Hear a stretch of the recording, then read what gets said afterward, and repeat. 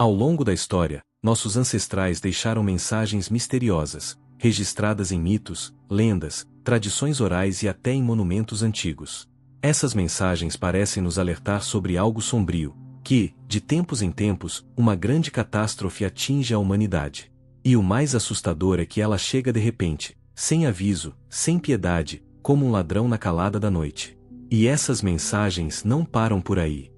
Elas avisam que isso vai acontecer de novo. E quando acontecer, se a gente não estiver preparado, física e espiritualmente, se a gente não viver com amor e respeito, mas sim com ódio e desprezo, se nossas escolhas forem negativas em vez de construtivas, então, segundo os antigos, seremos forçados a recomeçar do zero. Como órfãos, sem memória do que fomos, nem de onde viemos. Diante desse alerta, e vendo como o século XXI já começou turbulento, quero compartilhar um trecho do meu livro Pegadas dos Deuses, publicado em 1995. Maio de 1994. Eu estava na reserva indígena dos Hopi, no Arizona. Durante dias, um vento seco e solitário soprava pelas planícies altas. No caminho até a pequena vila de Shungopovi, fui lembrando de tudo que tinha vivido nos últimos 5 anos. As viagens, as pesquisas, os tropeços, as coincidências que ajudaram, os momentos em que tudo parecia se encaixar, e também aqueles em que tudo ameaçava desmoronar. Percebi que a estrada que me trouxe até ali não era só física. Não eram só os 500 quilômetros que separam Fênix dessas terras áridas. Era também uma jornada pessoal, longa e intensa. E mesmo sem esperar grandes revelações, eu estava ali por um motivo. Entre os Hopi, ainda se acredita na ciência da profecia. Eles são um povo ancestral, aparentado com os antigos astecas do México, e hoje somam menos de 10.000 pessoas. Segundo a sabedoria Hopi, estamos vivendo os últimos dias. E há uma espada pendendo sobre nossas cabeças, uma ameaça geológica, invisível, mas real. Nas lendas deles, o mundo já acabou 3 vezes. O primeiro foi destruído por fogo, como punição pelos erros humanos. O segundo terminou quando a Terra saiu do eixo e foi coberta por gelo. O terceiro foi engolido por uma inundação. Estamos vivendo no 4º mundo. E o destino desse mundo, dizem eles, depende de como a gente se comporta, se seguimos ou não os planos do Criador. Foi isso que me levou até lá. Eu queria entender. Os Hopi acreditam que estamos seguindo os planos do Criador? Naquele fim de tarde, o vento batia com força na estrutura metálica do trailer onde estávamos. Ao meu lado, minha esposa Santa, companheira de todas as jornadas, e à nossa frente, nosso amigo Ed Poniz, um enfermeiro do Michigan que já havia trabalhado na reserva e facilitou nosso encontro ali.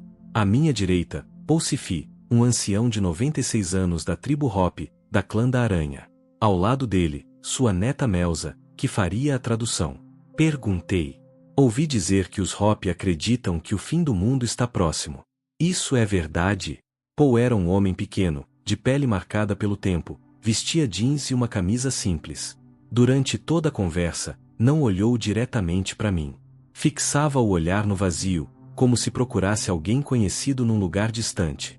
Melza traduziu minha pergunta. Ele respondeu com outra pergunta. Ele quer saber. Por que você quer saber disso? Expliquei que havia muitos motivos, mas o principal era um sentimento de urgência. Disse: minhas pesquisas me fizeram acreditar que houve uma civilização avançada há muito tempo, e que ela foi destruída por uma grande catástrofe. Temo que nossa civilização esteja caminhando para o mesmo destino. Houve uma longa conversa em Hopi, e então Melza traduziu. Quando meu avô era criança, lá pelos anos 1900, uma estrela explodiu no céu. Ele perguntou ao avô dele o que aquilo significava. E a resposta foi: é assim que o nosso mundo vai acabar, em chamas. Se as pessoas não mudarem seus caminhos, o espírito que cuida do mundo vai se cansar de nós. E então ele vai destruir tudo com fogo. O fim virá como o daquela estrela. Resumi. Então, para ele, esse mundo vai acabar em fogo. Mas, olhando para o comportamento da humanidade nos últimos 90 anos, ele acha que melhoramos ou pioramos. Melza respondeu sem hesitar. Ele disse que pioramos. Que estamos cada vez mais distantes uns dos outros. Perguntei. Então, na opinião dele, o fim está próximo? Ela fez uma pausa. E então disse. Ele acredita que os sinais já estão por aí. Que hoje em dia, o que mais sopra é o vento. e tudo que fazemos é apontar armas uns para os outros. Isso mostra como perdemos o senso de união, de respeito. Já não há mais valores, nem leis.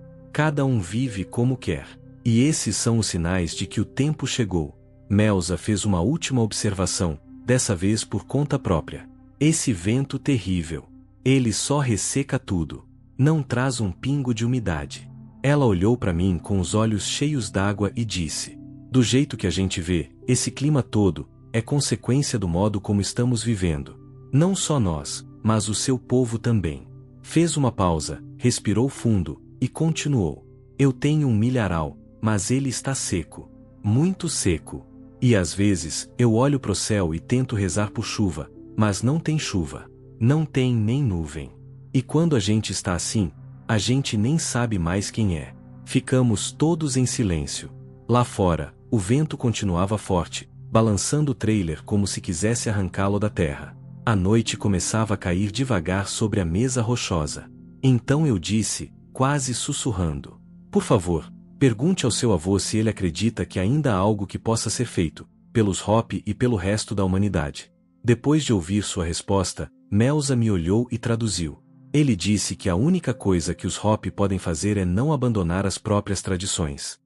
Só assim eles ainda têm alguma chance de se ajudarem e de ajudarem os outros. Eles precisam manter viva a memória do que acreditavam no passado. Isso é o mais importante. Ela fez outra pausa e continuou, com um tom mais solene.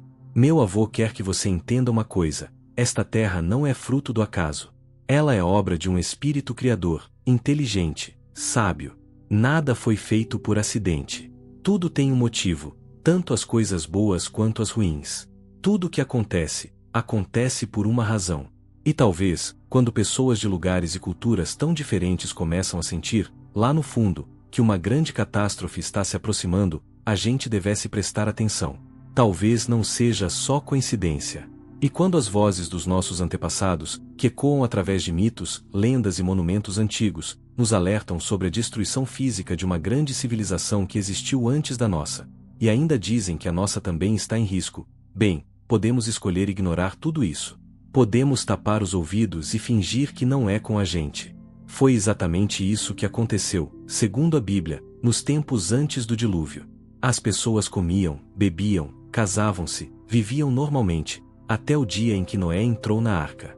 E ninguém suspeitou de nada, até que veio a enchente e levou tudo. Da mesma forma, dizem que o próximo grande desastre cairá sobre nós de repente, numa hora em que menos esperamos. Como um raio que cruza o céu de leste a oeste. O sol se escurecerá, a lua perderá o brilho, as estrelas cairão do céu, e as forças do universo serão abaladas. De 2 homens trabalhando no campo, um será levado e o outro deixado. De 2 mulheres moendo trigo, uma será levada e a outra deixada. O que aconteceu antes, pode acontecer de novo. O que já foi feito, pode ser repetido. E talvez, no fim das contas, realmente não exista nada novo debaixo do sol. Se você chegou até aqui, muito obrigado por assistir. Dá uma olhada nos outros vídeos do canal. Tenho certeza de que você não vai se arrepender.